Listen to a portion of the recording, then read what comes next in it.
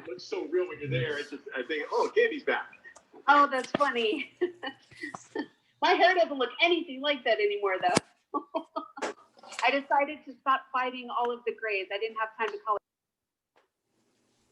So are we ready to go, Janice?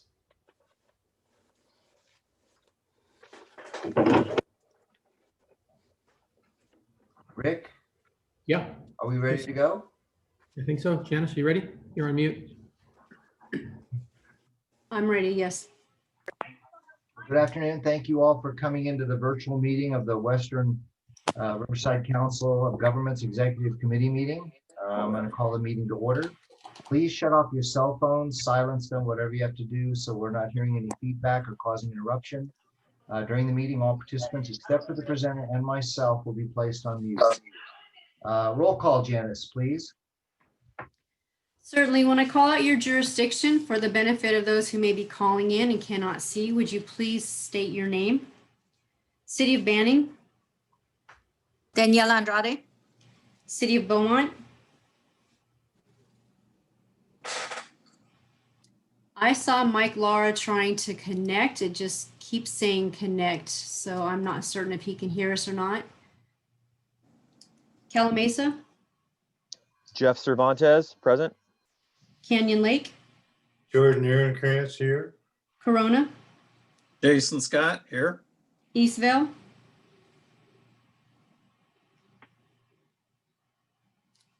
Hemet, Russ Brown here. Rupa Valley, Lake Elsinore, Brian Tisdale. Menifee, Matt Leesmeyer. Moreno Valley, Victoria Baca. Murrieta, Norco, Yes, Kevin Bash. Paris, Rita Rogers here. Riverside, Rusty Bailey here.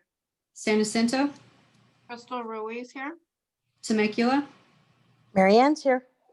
Wildemar, Ben Bedoy here. County of Riverside, District 1, District 2, District 3. I'm here, Chuck Washington. Thank you, sir. District 5, I'm here, Jeff Hewitt. Eastern Municipal Water District, Ron Sullivan here. Western Municipal Water District, Brenda Denstead is on the line. Riverside County Superintendent of Schools, Judy White present. WRCOG TAC Chair. And let me go back one more time for those who did not respond. City of Beaumont, Eastvale, Europa Valley, Murrieta, County of Riverside, District 1, District 2. That concludes roll call and we have quorum. Thank you, Janice. At this time, we'll open up public comments. Members of the public can address the committee regarding any items listed on this agenda. Members of the public will have an opportunity to speak on agendized items at the time the item is called for discussion. No action may be taken on items not listed on the agenda unless authorized by law. Whenever possible, lengthy testimony should be presented to the committee in writing and only pertinent points presented orally. For guest speakers or public comments, please adhere to the speaker time limit of 3 minutes. Please treat others with courtesy and civility and respect the public meeting process. Janice, are there any public comments? We have one, however, it's under a specific item, so not under general public comments. Great, so I didn't waste the speech. Okay, I'll close public comments and move on to item 4, consent calendar. All items listed under the consent calendar are considered to be routine and may be enacted by one motion. Prior to the motion to consider any action by the committee, any public comments on any of the consent items will be heard. Does anyone on the committee wish to pull a consent item for discussion? Hearing none, do we have anyone from the public who wishes to speak on one of the items under the consent calendar? Hearing none, can I get a motion and second to approve the consent calendar? Motion to approve. Second, Moreno Valley. All right, we have a second and we have a motion and a second. Janice, please. Roll call. City of Banning, Yes. Beaumont, Alamesa, Yes. Canyon Lake, Yes. Corona, Yes. Eastvale, Hemet, Learning report for 2020. Paducah Valley, And so this is the Lake list Elsinore, that Yes. have access to it. Menifee, Tried to make it as simple Yes. as Moreno Valley, to complete. The one thing that I Yes. Murrieta, is we tried to get a little more detail. Norco, Yes. Number of Harris, Yes. Riverside, Yes. San Jacinto, What I found out in doing that was it was a little too complicated. Yes. Temecula, Yes. Wildemar, Yes. County District 1, District 2, District 3, Yes. District 5, Yes. Eastern Municipal Water District, Yes. Western Municipal Water District. Yes. That concludes the roll call vote for that item, and it passes unanimously. Thank you, Excuse Janice. me, Janice, did you skip Emmett? I did not skip Hammett. I did not hear your response, so thank you, Oh. sir. Yes. Thank you. Emmett is in the room. By the way, can I remind you to keep your cell phones off? I'm hearing some feedback or a conversation from somewhere. Thank you. Moving on to item 5, reports and discussions. We will not be having Aaron Sassy from League of California Cities. So we're moving on to B, PACE programs and activities update. Casey? Right. Thank you very much, Mr. Chair, members of the committee. Casey Daly, Director of Energy and Environmental Programs here at WRCOG. We have a PACE program update today. And just before we move on, just as a reminder, the PACE program provides financing for energy efficient, renewable energy, water conservation, and seismic improvements that are repaid through a property owner's property tax bill. At the last month's meeting, staff was asked to return with an update on the history and current status of consumer protections as a result of the WRCOG PACE program. So today we're going to be touching on a variety of topics, including consumer touchpoints, senior citizen protections and foreclosures, as well as the requested action today involves the review of the annual review of our PACE delinquencies. Next slide, please. So how is PACE different from other forms of financing? It's important to understand, and you just heard me say it, and I say it all the time, but PACE is a financing tool. It's a financing tool, much like a home equity line of credit, unsecured personal loan, consumer finance, and credit cards. So this table for us is an effort to kind of show some of the distinctions and differences that exist between PACE and other forms of consumer home improvement finance. And it's in just a couple of things to note here of some of the additional protections that are already embedded into the program, whether that's pre-funding project review, post-funding homeowner support, a confirmed terms call, as well as pre and post-funding dispute resolution. Next slide, please. So consumer protections has always been at the forefront of the WRCOG PACE program. We have strived to put the consumer first, and some of the embedded consumer protections that we've had in our program since it launched, in many instances have ultimately found their way into state law. Some of these changes include the application of a 3-day right to cancel for property owners with PACE assessments, expanded financial disclosures, ability to pay requirements, as well as the required confirmed terms call. So over the years and throughout the evolution of the WRCOG PACE program, we've identified about 9 different touch points along the way where the property owner has an opportunity to be informed and educated and ask questions as it relates to the financial obligation that they are taking on. And a couple of things that I just wanted to point out, highlights from these touch points are, one, the confirmed terms call. This is now a state requirement. However, the WRCOG PACE program had implemented it prior to Senate Bill 242. Additionally, and this is not included anywhere in state law, is the fact that WRCOG stood up a quality assurance call center. And so we have staff that reaches out to every property owner prior to the work beginning to speak with them. In this call, we discuss the method of repayment, and we help them understand that since this will be showing up on their property tax bill, that it's important that if they pay their property taxes directly to the county, that they start putting money aside every month, as well as if they're using a service account, a mortgage impound servicing account. We instruct them on how to notify their servicer to start putting a certain dollar amount aside each month, so that when it comes time for property tax payments, they have sufficient funds available. And then the third thing that I'd like to draw your attention to is this post-construction pre-funding call. So step number 6 here, signing of the completion certificate. Signing of the completion certificate is the trigger that allows the contractors to be paid. And so in addition to the confirmed terms call that happens on the front end of the transaction, WRCOG implemented this post-construction pre-funding call, which occurs towards the end of the transaction after the construction has occurred, prior to the contractor being paid.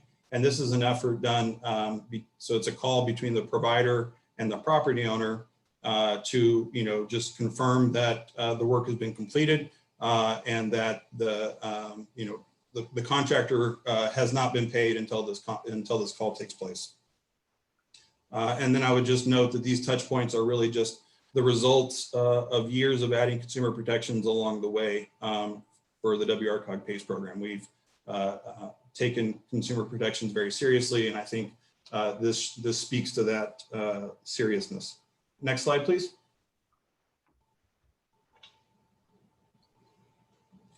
So another series of questions that were raised at last month's meeting involved senior citizens and foreclosures. And so over the years, WRCOG has implemented various kind of enhanced scrutiny for property owners that are senior citizens. Some of these protections include the fact that any PACE project involving a senior does not receive notice to proceed until WRCOG call center representatives have either verbally or electronically confirmed the terms of their financing with that property owner. I mentioned the 3-day right to cancel earlier in the presentation. Senior citizens are afforded an additional 2 days, extending their right to cancel up to 5 days. And then where reverse mortgages are present, reverse mortgages are no longer allowed, are not allowed on properties where a PACE assessment exists. So if a property owner applies for PACE and they have a reverse mortgage, unfortunately, they will be denied because of that additional protection. Oh, can you go back just one more? I just want to finish this part. So thank you. So, we look at, we're very concerned ensuring that we don't see any kind of disproportionate account of volume within our PACE assessments. And so senior citizens account for about 24% of all of our PACE assessments. And according to census data, senior citizens account for about 29% of the overall population in California. So that kind of ties nicely into the fact that we don't think that there's disproportionate use of senior citizens with PACE assessments. And then finally, the issue of foreclosures were raised last month. So WRCOG has requested a title company review about 400 of our PACE assessments across the state to provide staff with an estimation of foreclosure rates. And as soon as we have that information, we'll come back to the executive committee with an update with that information. Next slide, please. So PACE delinquencies. PACE delinquencies allow us to track whether property owners are making their property tax and PACE assessments payments on time. As we've discussed, PACE assessments appear as a line item on the property tax bill. And property tax payments cannot be partially paid or split. And so we view the delinquency data as a way to determine if there appears to be any increase of financial risk across the portfolio for property owners with PACE assessments against the overall population. And so as of July 31st, here are some of the data that we have. So across the state in California, the PACE delinquency rate is about 1.43%. We see that overall population delinquency rate in California is about 2.4. If we drill down to Riverside County, you can see the numbers here. PACE properties have about a 1.67 delinquency rate against an overall delinquency rate in the County of Riverside at 4.3%. Next slide, please. So we're here to discuss the requested action here today is to discuss fiscal year 1920 PACE delinquencies. Just as a reminder, back in 2015, the executive committee adopted a policy to review on an annual basis the number and amount of delinquencies. So for this last tax year, for 1920, WRCOG enrolled just over 43,000 assessments, totaling just under $116.5 million. I mentioned the previous slide, the preliminary delinquency rate for our PACE assessments is at 1.43%. It should be noted that we did see a slight uptick from last year. So we're closely monitoring that and we'll be prepared to address any challenges that might come from it. Next slide, please. And so the way we ensure that a PACE delinquency does not result in WRCOG being forced into a position to initiate a judicial foreclosure proceeding is through partnership with a third party, in this case, First National Assets. FNA comes in, and what they do is for the funds that are delinquent, in this case, this year, it's just under 2.1 million. And so FNA comes in and purchases the delinquent receivables, which allows for WRCOG to pay the bond investors in a timely fashion. And it also ensures that WRCOG is never forced in a position where it needs to initiate a judicial foreclosure proceeding. So we're here today. The requested action today is that we are asking the executive committee to defer the judicial foreclosures. What we are also asking is that not just this year, but in each subsequent year, that we get approval to defer judicial foreclosure proceedings so long as a third party like First National Asset is in place to provide that backstop to ensure that WRCOG doesn't have to come out of pocket to make up the shortfall, and to ensure that we don't have to ever be in the position of initiating the judicial foreclosure proceeding. Next slide, please. This concludes my presentation. Like I mentioned, we do have a requested action requesting adoption of resolution 27-20. Happy to answer any questions. Thank you very much. Thank you, Casey. Janice, are there any members of the public who have questions or comments? We have one request by Sparky Abraham. All right. Yes. Hello, everyone. This is Sparky Abraham. Thanks for allowing me to comment again. I'm a staff attorney at Betzetic Legal Services in Los Angeles in the Impact Litigation and Policy Unit and in the Elder Justice Unit. I really appreciate that the committee has put this item on the agenda. I appreciate that Mr. Daly and WRCOG staff have put together this report.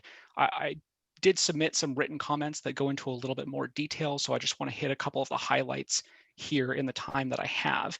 I would also note, similar to what I said last time, I appreciate that the delinquency data is the easy part to look at and probably is more reflective of WRCOG's financial interest, or WRCOG, I'm sorry, financial interest in this.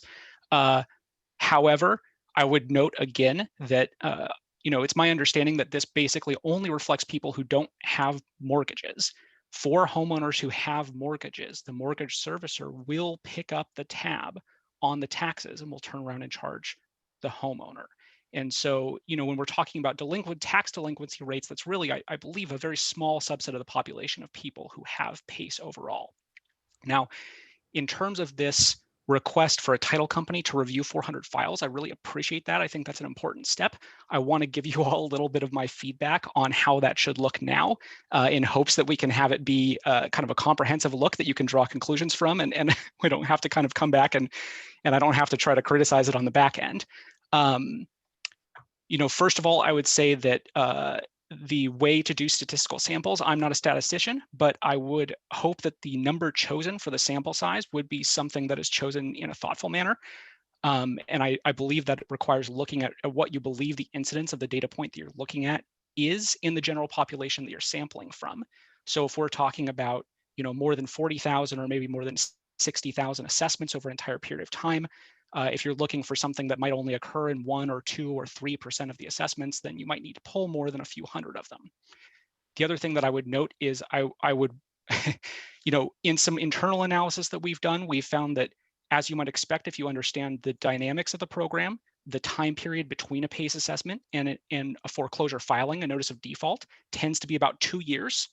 And so I would encourage you not to try to look at PACE assessments from 2019, 2020. Those will not have ended up in foreclosure yet. You should restrict the universe to things that are more than 2 years old and more than 2 years before the current foreclosure protections due to COVID. And then finally, I would say, we have to be careful about how we identify foreclosures. I don't think that you want to look at completed foreclosure sales, because I think you want to capture people who have sold their property under fear of being foreclosed. So I would recommend that you all take a look at mortgage delinquencies if possible, and at the very least at the filing of a notice of default as opposed to a completed foreclosure sale. As always, feel free to contact me if you have any questions about this, and I really appreciate your time. Thank you very much, Sparky. Anybody else, Janice? Yes, sir. I have one more request by Stacy Tutt. Hello, Stacy. How are you?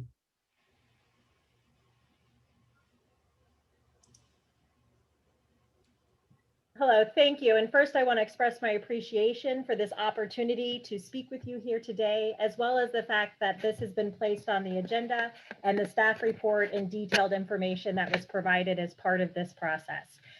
First, I would like to acknowledge what my role is in this. I am the director of UC Irvine's Consumer Law Clinic, in which we provide free legal services to homeowners that have experienced fraud. And a large majority of our cases that we are handling are for older adults that are facing foreclosure due to having a PACE assessment on their property. And from that experience and the extensive research that we have done on the PACE program throughout the state of California, I would echo many of Sparky Abraham's comments on the fact that if you are looking at this data, which we think is a wonderful step to be taking, to do the title searches and look to see if a notice of default has been recorded. Because in our experience, that is where we're seeing the foreclosures take place. That is the mortgage servicers that are stepping in and foreclosing on the properties, and you will not see that in the tax delinquencies. I would also echo Sparky's comments on making sure that the sample size is large enough that it will accurately reflect the foreclosure rates of the overall assessments that are being done. That you're looking at assessments that are originated 2 to 3 years ago, and that's in large part because, as Sparky mentioned, the time frame in which it will take for someone to default on the taxes and the assessment or on their mortgage due to the PACE assessment, and also because we currently have a number of foreclosure moratoriums in place because of the COVID crisis. So new foreclosures will not be reflected in the current data that's available as long as these moratoriums remain in place. In addition to that, though, we do commend the number of consumer protections that have been subsequently put in place. For example, the compliance calls that started taking place in at least 2018, we understand within the compliance manual. We would be interested in seeing what the results of those efforts have been on PACE assessments and on the consumer protections, and whether or not we are seeing from those compliance calls confusion remaining as to how the PACE assessments are paid, that people understand that these are super priority liens that are being placed on the property. In addition to that, we believe there's a significant need to deal with the legacy cases that have caused many homeowners to face foreclosure from older times in which these consumer protections were not put in place, including looking at and evaluating the DocuSign timestamps and the IP addresses, in particular for all of the assessments in which an email address was created for the execution of those assessments, in particular, none at Hero Financing, none at herofinancing.com, which we know has been utilized by Renovate America. And we think it is important to be looking at these older cases because a number of our homeowners are facing foreclosure due to the PACE assessments because the consumer protections were not put in place from the beginning of the program up until the present. Thank you. Thank you very much. Janice, anyone else? I have no additional requests. I see Mr. Lara has his hand raised. Councilman Lara? Yeah, Kevin, thank you so much. Really quickly, is there a limit? Do we know if there's a limit on what First National assets will cover or pick up on the shortfalls? Thank you for the question, Mr. Lara. The short answer is no, there really is not a limit. They are a company that kind of does this in this space. So they work with school districts, they work with other entities that do bond financing, whether it's related to community facilities districts or school bonds. And so this is kind of their niche space that they work in. And we have been, prior to all of this, as we've been dealing with the COVID pandemic, we have been in frequent and regular communication with FNA to ensure that they would be able to stay as that backstop third party for us, and have received assurances, and we adopted, the executive committee approved the agreement with them a couple of months ago. So I don't think that, I think it's safe to say that there's not a ceiling that we're working with First National at this point. If anything were to change down the road in subsequent years, we would obviously come back and discuss that with the board. Okay, thank you very much, Casey. Yes, sir. Anyone else? I see no other hands raised. All right, we have a requested motion and action. Kevin. Yes. Kevin, this is Mike Goodland. I thought I raised my hand. Maybe I'm pushing the wrong button. Anyway, I have a couple of questions for Casey. Good afternoon, Casey. Where do most of these foreclosures, where are most of them occurring? Are they in county or out of county? I didn't catch all the slides, so I thought maybe you might have mentioned that in one of the slides. The 400 that I mentioned, Member Goodland, are from statewide. So that we are asking to get a look at 400 assessments kind of across the state, so that we're not inadvertently having a negative impact on the sample size or the distribution of it. So those 400 that we're looking at are a random sampling that include the assessments from around the state. Okay, I kind of agree with Mr. Abraham. I think we should have a higher quota on the sampling, because only 400 out of that many thousand of mortgages doesn't give. I don't think it even touches the tip of the iceberg. Also, we have no control basically over out of county. So if up in Merced County they're doing mortgages, so we have no control over the mortgage companies up there. So my concern is making sure that the mortgage companies that deal with PACE are dealing above board, basically, with the residents. Now I realize they're not our residents up north or out of our county, but the ones that are in our county, we should have a lot of control over the mortgage companies. And so another question was, what's been the premier reason for the foreclosures? Have we done any data collection on that? Yeah, thank you for those questions. And I'll respond by starting with, much like you said, we don't have control over what the mortgage companies do, but we have limited insight into any of the causes that a property owner might find themselves not being able to make their mortgage and property tax payments. Life events take place, losing jobs takes place. There are a whole host of reasons that exist that are life incidences for individuals that can cause them to not be able to make their mortgage payment and or property tax payment. And that is why we look at the delinquency information, because that is the one concrete data metric that we can have to really look at how folks that have PACE assessments are making those payments. And so as we try to get into this area of unpacking properties that have PACE assessments on them and those properties that have gone into some form of foreclosure, whether it's a notice of default or a foreclosure sale, we can get that data. We're working on getting that data. Since it's not something we have access to or we see, it is taking a little bit of work on our side to get that information. And when we do get that information, like I said, we'll come back and have a conversation about it. But it's not going to be able to tell us why these properties went into foreclosure. We're not going to be able to have one clear marker that says this is why this property went into foreclosure. So we will present that data and we can have that conversation.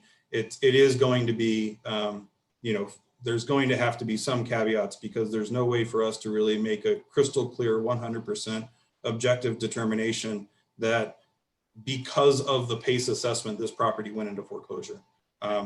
We certainly understand that there is desire to have that information and to see that information. Frankly, I'm a data nerd. I want that information as well. But I also recognize that, life happens for people, and there are a variety of reasons why folks might not be able to make their mortgage payment or their subsequent property tax payment. Thank you, Casey. I had one more question here, but my main concern here is the fact that this is a direct reflection back on WRCOG. We started the program, and then we threw it out basically as an umbrella over all the other counties and allowed them in on the program that we have. So my issue here is a negative reflection upon WRCOG, and I realize the PACE program is been very successful, but this seems like a tremendous amount of foreclosures, and I'm really concerned about that number of foreclosures for the number of mortgages sent out there. Also, what is WRCOG's cost to the FNA, to the First National, for their data recovery? Okay, yes, sir. So WRCOG does not pay First National Asset. Okay. They are a private company, and so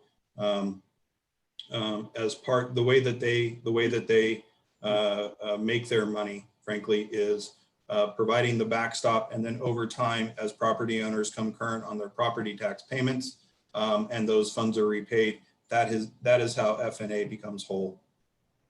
Also, Member Goodland, if I could just clarify something, the numbers that are reflected here in today's staff report, the numbers around the number of parcels that are delinquent, the dollar value of just under 2.1 million. That is the number, the dollar amount for those that fail to make one or both of their property tax payments. And so what the functionality here is that FNA comes in and provides the backstop to ensure the bond owners get paid. And then that allows us, the executive committee and WRCOG, to then defer judicial foreclosure proceedings. So this is an embedded consumer protection that we've put into place so that you as an executive committee member and the entire board are never forced into that situation where you have to initiate a judicial foreclosure proceeding on a residential property. So I'll leave it at that, sir, but I just wanted to provide that clarification. Okay, thank you very much. Thank you, Mike. Supervisor Washington. Woo. Thank you, Mr. Chairman. I feel like I'm drowning in minutia here, and I'd love to get to the bottom line, but I can't seem to get there every time. I think someone's throwing me a life preserver. It it's not saving me. So I heard one of the speakers make a comment that we should exclude, I think 1819. And I thought I heard what I understood them to say was that because we don't know the true course of that year yet. Maybe I misunderstood. And then Councilmember Goodland made a comment that we can control mortgage companies outside of WRCOG'S HERO program. Can't, but we can here in Riverside County. How is it that we are controlling mortgage companies? Are we controlling them through the lending process for the PACE loan? And I guess third, is it fair to say that what you're asking us to approve here is to essentially forego the judicial foreclosure proceedings and assign the rights of collection to a third party? So those are at least two questions. Thank you, Supervisor Washington. I'll address the last one first, if that's okay. Yeah. The action here, yes, sir, is simply to to waive judicial foreclosure proceedings for properties that are delinquent in their PACE payments. This is the annual time of year where we come back to the executive committee and review the number and amount of delinquent parcels, and then we ask for the deferral of judicial foreclosure proceedings. So the requested action here is only focused on that one piece. As for the issue around the not wanting to look at newer assessments, the counties in the state of California typically will wait 5 years prior to the initiation of any foreclosure proceedings as the result of not paying property tax payments. And so I think the question was pointed to for us to look at PACE assessments that occurred in years, say 14, 15, and 16, and not 18, 19, and 20, because those ones that are older in their vintage, if there were any instances of either defaults or any of the phases of foreclosure proceedings, those would be the PACE vintage years that would be more likely to be in that situation than those that have occurred within the last 2 to 3 years, simply because the counties wouldn't be at a point where they would start that foreclosure proceeding. I hope that answers your questions. And what influence do we have over mortgage lenders? I don't believe we have any influence over mortgage lenders, sir. Well, Supervisor, this is Mike Goodland. Sir, what I meant was we don't have control over them, but we can vet them more closely than a mortgage lender within county than those who are outside of county. But that relationship is between the lender and the borrower, isn't that correct? Yes, sir. So I'm trying to understand where we would fit in that, in county or out of the county. If I may, sir, I think I don't want to certainly attempt to put words in Member Goodland's mouth at all. Where I think, the idea of having this third-party backstop is really one of the main things that we have control over within our program. At the end of the day, WRCOG is the bond issuer.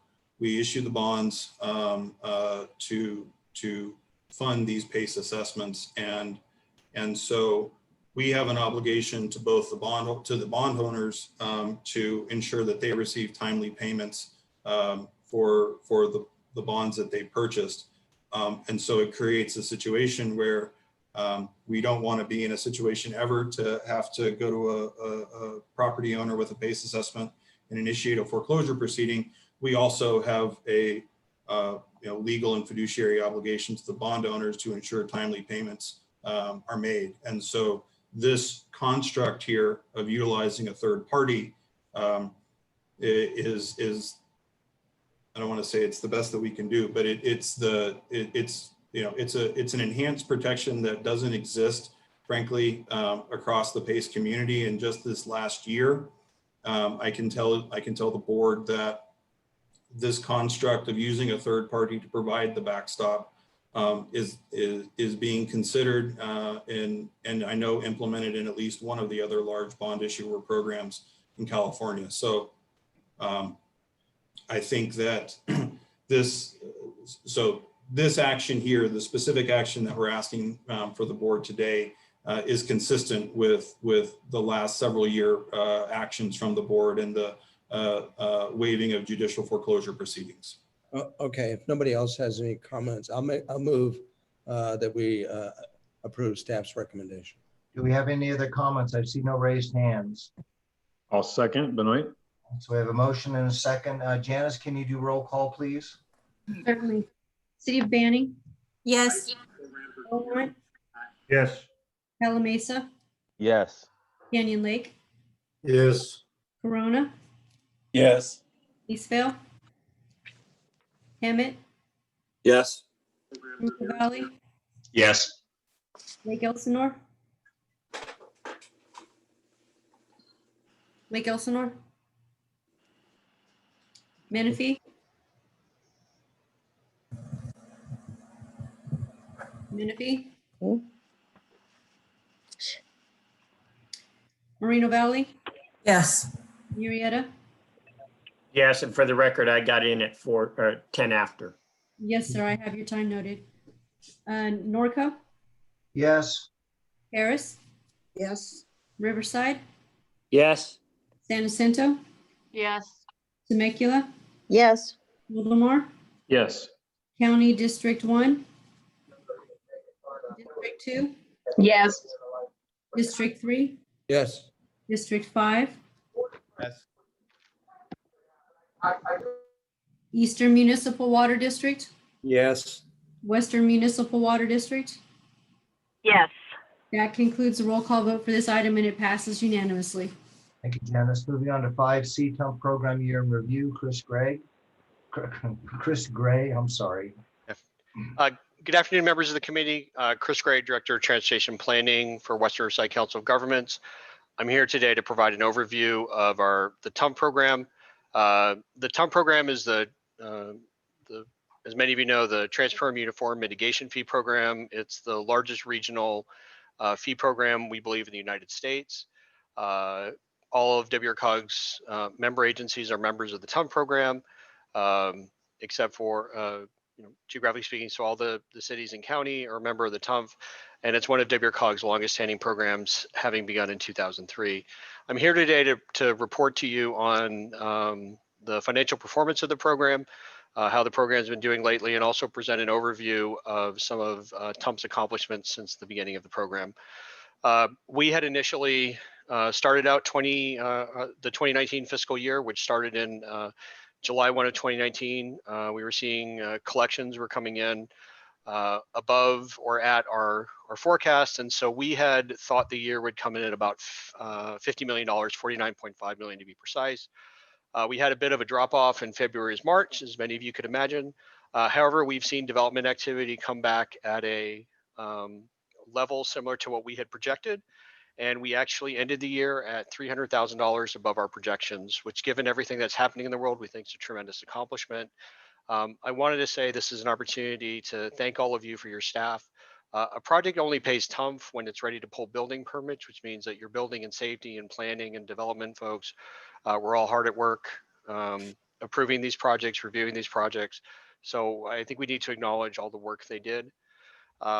In terms of the zones, as has historically been the case, the Northwest Zone, which is the city of Corona, Eastvale, Yucca Valley, Riverside, portions of the county came in, collected approximately almost $22 million. The central zone, which is Menifee, Moreno Valley, Paris, March JPA, collected approximately $11 million. The southwest zone, which is city of Lake Elsinore, south to the county line, so it's city of Lake Elsinore, Wildemar, Murrieta, Temecula, collected approximately $10 million, and we saw $4 million in the Hemet San Jacinto zone, and Banning, Beaumont, and Calamasa accounted for almost $2.5 million. In terms of land use, what we're seeing is single family continues to develop strongly. Almost 60% of all revenues came in from single family developments. I would just add editorially, most of these projects seem to be at the quote unquote more affordable end, homes in the $300,000 to $400,000 range. We are seeing homes being built, and homes as they're built seem to be sold. As should be surprising to no one, a strong uptick in industrial uses, and multifamily continues. And then I'd also say we continue to see retail projects come in. We have a number of both large and small retail projects that have come in. It was a bit of a surprise to us with everything happening with coronavirus. However, developers continue to build retail projects, and in particular, we see a strong interest in things like grocery stores, Costco's, Walmart's, Target's, larger format retail spaces. Just to give everyone an overview, since its inception in 2003, TUMP has collected $910 million. Approximately a third of that has been collected in the county. In terms of cities, the top contributor to TUMP is Moreno Valley, followed by the city of Riverside, slightly behind at $1 million. But also Temecula and Murrieta, between the two of those cities, have accounted for almost $100 million, and also the city of Corona comes in as our fifth highest city. So for that $900 million we got in, it was split between the funds are split between WRCOG and RCTC. So we have sent over $400 million directly out to our member agencies to reimburse them for expenses. We have another $300 million programmed for the next 4 to 5 years. The regional TUMP program has spent almost $400 million. And so in total, we've spent $1.1 billion, which is either spent or allocated, and it results in 108 completed projects. And I wanted to give a big hearty applause to the city of Menifee. Our 108th project was the Scott Road Interchange, which I know was long in the making, and it's a tremendous benefit to circulation in that part of the county. Another feature of the program is we allow developers, instead of paying their TUMP fees, to build in lieu. So they build a project, dedicate that to the member agent, to the local agency. We have this credit process has accounted for about $240 million of improvements. And the largest one was the last in-person groundbreaking we did, which is the I-15 Gahalco interchange, which is also one of the largest TUMP projects ever completed at $50 million. The Measure A sales tax measure, which you all participate in through RCTC, has language in there which allows you to receive a portion of the sales tax directly through RCTC's Local Streets and Roads program if you're a member of the TUMP. That program has funded an additional $330 million, and these are allocated on an annual basis by RCTC. So we have prepared a series of reports. Here's an example for the city of Riverside. It lists all the projects for which the city of Riverside has received funding, pending projects. So for example, we're providing funds to the city of Riverside for the Adams Street interchange. There's a number of regional projects completed in and around Riverside. And so, which means the city of Riverside's received approximately $120 million in TUMP funding against a collection of $89 million, plus an additional roughly $40 million it's received for the Measure A program. We have provided these summaries to your city managers and public works directors. A few of them have had questions or comments or clarifications. So we're in the process of reviewing those questions and comments. And once this information has been finalized and blessed by your staff, we will be providing each of you with a copy and also posting it on our website. Mr. Chairman, this is a receive and file, but I'm happy to answer any questions any of our members may have. Do we have any members of the public, Janice, that have questions or comments? I have no requests. I see no one's hand raised. Do we have anybody with any comments on the committee? Seeing none, as you said, this is a receive and file. Thank you very much, Chris. We appreciate it. Moving on to report from the Technical Advisory Committee Chair, Andy Okoro. Is Andy in the room? I don't see him, sir. I don't either. I sent him an email and I'm not sure what's happening. Moving on to 7, report from committee representatives, SCAG. Start with Ben Benoit. Is Ben still here? Yeah, I'm here for SCAG or for AQMD? AQMD. Sure. For AQMD, obviously we've had some tough months here with the fires going on, but I'll also just bring to everyone's attention, there was an LA Times article about our VOC levels criteria pollutant levels right down in downtown LA, actually the week before the fires. So we've been having some of our worst days ever as far as air quality in the region. Just keep everyone attention on that and maybe keep an eye out for that. And it has been pretty bad. Fires though themselves don't usually count towards our direct impact as far as our federal attainment, but just be aware it does make obviously a huge health impact to the basin. So besides that, the board's been working on quite a few other things as far as clean fleet rules, as far as down by the ports, but no major things to update on at this time. Thank you. Do we have anybody from the SCAG Regional Council or Policy Committee reps? I am on SCAG as well. All right. Do you want to say something? We just had our committee meetings just last week. There's probably nothing really major update on, but I'm not sure if anyone else was on the call that had something on the different committees. I'm on the Transportation Committee and on the RC. Nothing major. All right. Thank you, Ben. CalCog, Brian, anything? We haven't had a meeting, nothing to report. Thank you, sir. SAPA, oh wow, committee, Rusty Bailey. Yeah, just real briefly, we met September 24th, and a couple things of note. Finally, projects will begin in terms of the Proposition 1, Round 1 Integrated Regional Water Management Funding. The Evans Lake Tributary Restoration and Camp Evans project is spearheaded by the project lead of San Bernardino Valley Municipal Water District, but it's in the city and county Riverside along the Santa Ana River. That's going to begin next year. Another project out in the city of Lake Elsinore, physical harvesting of algal biomass in Lake Elsinore, a pilot program will begin next year, as well as the Santa Ana Mountains Watershed Protection Project in Cleveland National Forest. And I think that is trying to prevent mudslides in the future after some of the rains that we received and the mudslides that have occurred out there. Also, round 2 will begin next year, 2021, in terms of Proposition 1 projects.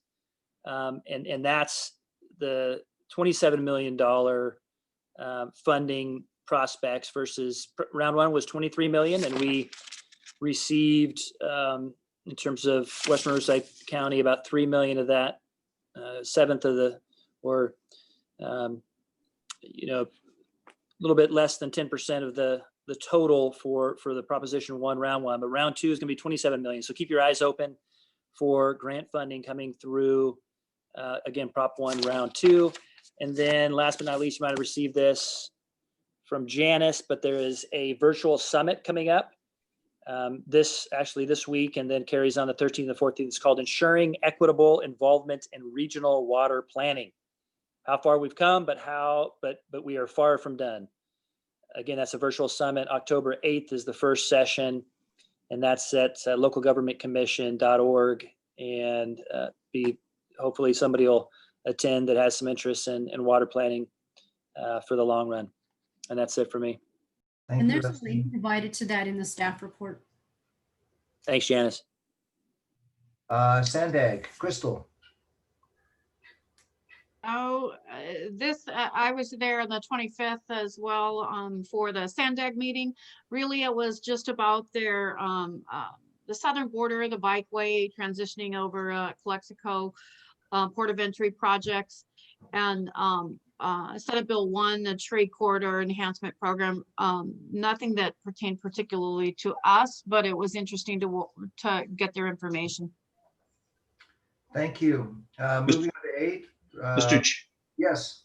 Chair, Kevin, sorry, I couldn't get in there edgewise. I don't know how to raise my hand to speak on this thing, so Oh, there you go. Anyway, CEHD. We had a very interesting presentation by JLL, which is Jones Lang LaSalle Incorporated. Apparently, it's a company that does commercial real estate. She gave a really good presentation on post-COVID, a reflection on what's going to happen with most people.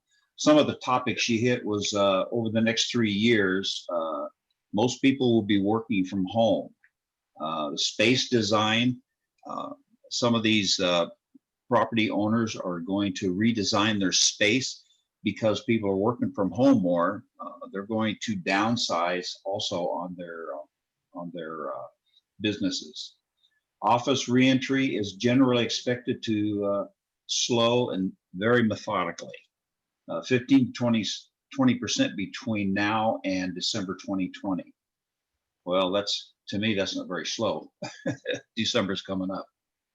Remote work will expand, but won't decimate the office demand. 47% will use the same space of these companies, and 23% will reduce their size.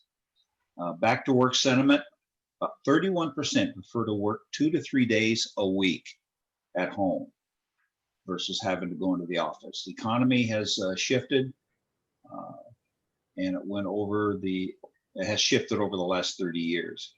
Talent moving they're going to cheaper locations, which should spark a little bit of interest for Riverside County. Things are much cheaper. Business space is a lot cheaper out here in Riverside County than it is in Orange or LA County. No data for migration, but softening of the average apartment. Home buying is down. Millennials are now buying, and home buyers are seeking the suburbs. Again, a reflection upon Riverside County. Businesses picking smaller suburb locations, and e-commerce sales surge in response and will grow by about 40%. And we actually have a couple projects in our city right now that they're trying to put some e-commerce in. Supply chain solutions and space conversions, looking at part of that. Final thoughts, pandemic will dictate everything. Point 2, offices will be just as relevant, but a view choice regarding location and function will bring on the demand. New online habits push retail disruption further along. So for future, the future will dictate talent versus location. So I thought that was a very good presentation. And we can probably get that presentation if you wanted it from SCAG. So that concludes my report, sir. Thank you. Thank you. Anyone else? All right, moving on. Number 8, report from Executive Director, Mr. Bishop. All right, thank you, Mr. Chair. Just a reminder that each of those committee reports that you just heard under item 7, with the exception of the SCAQMD, those positions are elected officials that are appointed by WRCOG'S Executive Committee. And you probably saw notifications from me that were sent out to all of the elected officials representing our member jurisdictions late last week, apprising them that all of those positions are up for renewal. As you recall, the Executive Committee combined all of those into one and said we'll appoint those 2-year periods. And so the 2-year period for all of those positions, again, except for the SCAQMD, they are up, they expire at the end of December. So if you're interested in those positions, please let us know. I've received a number of expressions of interest already. Again, these positions are open for appointment to any elected official, city council member, board member in Western Riverside County. By policy, the executive committee is also deemed to give a priority to executive committee members in making those appointments. So just let me know, and then we'll be presenting the candidates to the Admin and Finance Committee at its meeting in the next month or so, and then with the final appointments being made by the executive committee later in the year. Okay, thanks. Next slide. Also just wanted to apprise you, I think this was mentioned to you last month, but SCAG is providing monies to each of the subregions. It's called REAP funding. REAP stands for Regional Early Action Planning, but they're primarily funds that are intended to have a direct impact on spurring the production of housing. We're eligible overall for about $1.6 million through the REAP program. And we're working with the region's planning directors, public works directors, and the city managers to develop the list of projects that we want to submit for SCAG's consideration, which they'll be considering over the course of the next few months. But one interesting project that we are requesting SCAG to allow us to fund, or requesting SCAG to fund for us, is we're requesting about $500,000 to promote the Economic Development Corporation. The executive committee had received a prior presentation on some of the early work that we've been doing in pursuing that.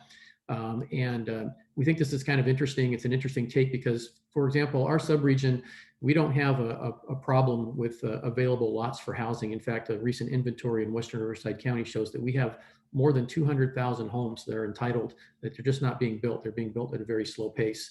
And so if we ask developers, what the issues are, they immediately go to performance. And so one of the things we've realized over time is that while the lots are available, the incomes aren't sufficient. There isn't a pool of qualified buyers to provide the market rate prices that the developers are interested in. So we sort of tied the two together and thought, housing really is dependent on economic development and vice versa. And so we're making a pitch to SCAG that they consider providing seed funding to WRCOG to continue to pursue the development and implementation of a regional EDC. Still a lot of work to be done, but we've just sent a letter to all of the SCAG area representatives. The regional council representatives will also be sending it, if we haven't already, to the SCAG policy committee representatives, asking them to sign on to the letter so that we can make sure that SCAG understands the importance of this funding for us. So if you're interested in supporting the letter, contact me or Janice. We'll make sure that we get your name added to the list, and we're happy to provide you with a draft for your review. With that, Mr. Chair, that completes my remarks. Thank you. Thank you, sir. Any questions for Rick? Seeing none. Number 9, items for future agendas. Do we have anybody who would like to put something on the agenda? Mr. Goodland, you want to raise your hand? No. Seeing none. Not this time. Moving on to 10, general announcements. Anybody on the committee have something they want to say and tell us about? Raise my hand. Mr. Goodland's raised his hand. Yeah, I just want to let the COG know that we have a new economic development director we just hired. His name is Bazua, B-A-Z-U-A. I invited him to this meeting today, but he had an appointment with a developer in our office. So he will be probably joining us, if not making direct contact with you, Rick, in the near future. So he's our new economic development director, and he's just been hired, like, I think 2 weeks ago, something like that. So that's about it for me. Thank you. Rick, I did have one question. I don't know if this is in your purview or not, but we have a huge project coming to Norco, apartment complex for seniors, low to moderate income. And what we were told in one of our sessions is the banks are requiring them to be COVID safe. And that means they're talking about hand washing, they're talking about air conditioners for each room, pressurizing rooms, and they're not giving any money unless you do that. And I'm curious if you've heard anything about that.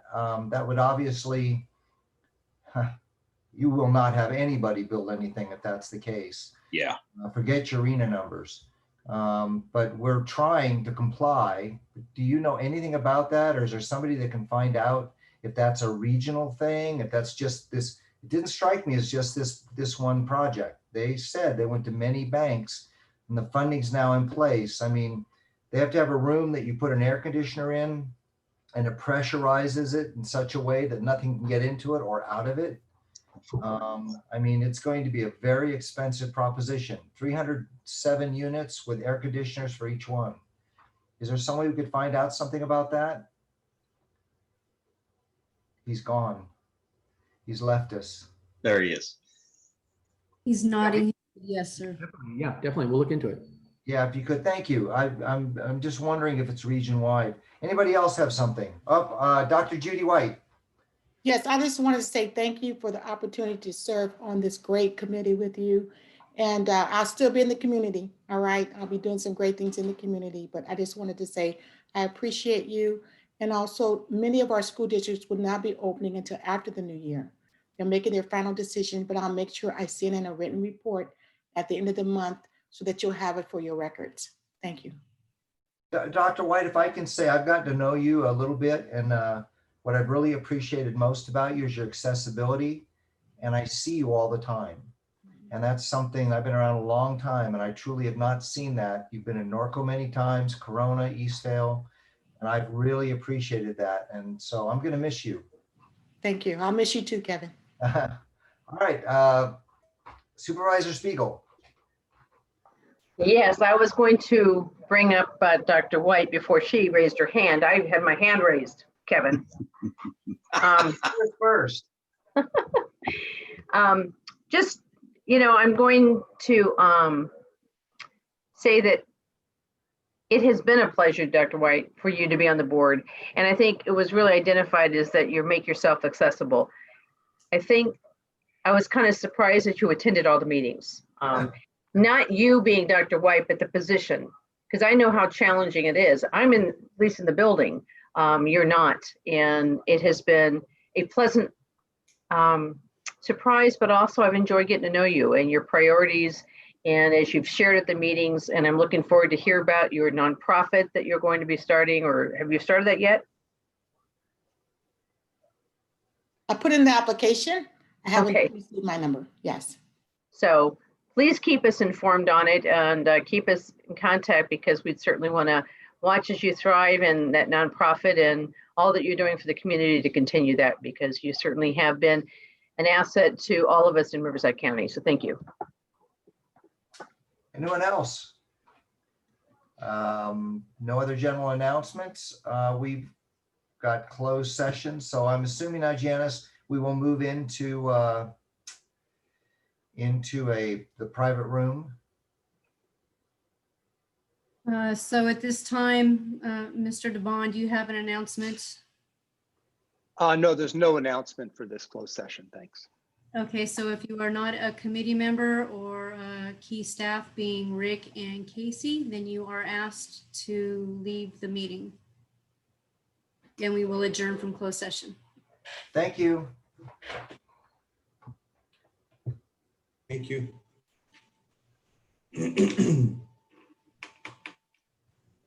Janice, I'll be stop the screen sharing now.